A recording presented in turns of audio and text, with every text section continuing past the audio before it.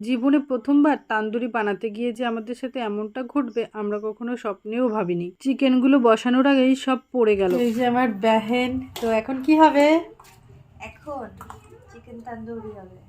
মার্কেটে বা রেস্টুরেন্টে গিয়ে তো তান্দুরি অনেক খেয়েছি, কিন্তু আজ একটু ইচ্ছা হয়েছিল বাড়িতে তান্দুরি বানিয়ে খাবো। তাই সকালেই মাংস এনে ধুয়ে পরিষ্কার করে মশলাপাতি দিয়ে ম্যারিনেশন করে রেখেছিলাম। আর সন্ধ্যা হতে না হতেই সবাই মিলে চলে আসলাম ছাদে। দিনের বেলাতে ছাদে সব আয়োজন করে রেখেছিলাম যাতে অন্ধকারে কোথাও খোঁজাখুঁজি হাতাহাতি না করা লাগে। কথায় আছে না, এক্সপিরিয়েন্স ছাড়া কোনো কিছু করতে গেলে সে খারাপটাই হয়। ঠিক আমাদের সাথে এমনটাই ঘটলো। আগে তো কোনো দিন করিনি, তাই না?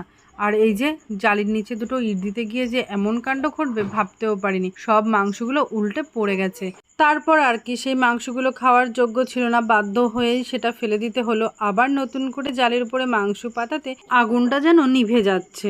মাংসগুলো এপিট ওপিট করে দেওয়ায় উপর নিচ তো পুড়ে যাচ্ছিল, কিন্তু ভিতরে হচ্ছিল না। অনেকক্ষণ ধরে ট্রাই করতে করতে শেষমেশে এই পর্যায়ে এসে পৌঁছেছে। ধৈর্যের বাঁধ ভাঙতেই মাংস নিয়ে চলে এসেছি সোজা নিচে। তারপরে আর কি, তান্দুরির বদলে মাংস রান্না করেই খেতে হয়েছে।